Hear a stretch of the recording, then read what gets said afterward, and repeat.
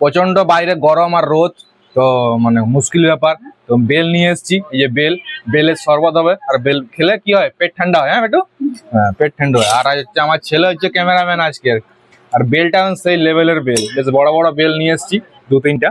তো বেলের আজ শরবত হবে, শরবতটা বানাই তারপরে দেখাচ্ছি ভিডিওতে।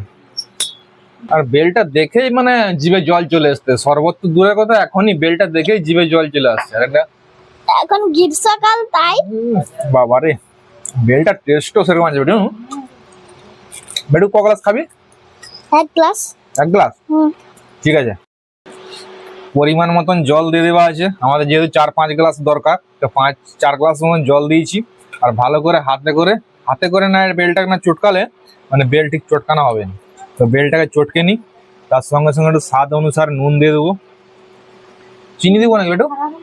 চিনি যদি মিষ্টি লাগা যা দিতে হবে না। একটু চিনি দিতে হবে।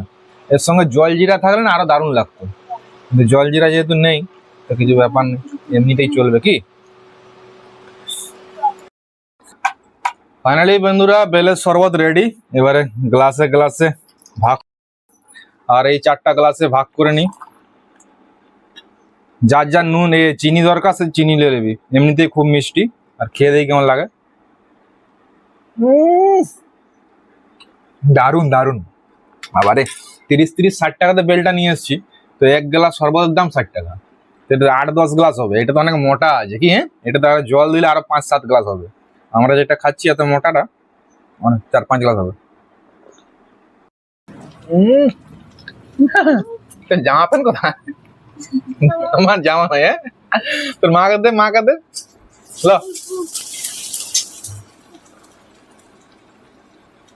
কেমন লাগা দেখো। মিষ্টি,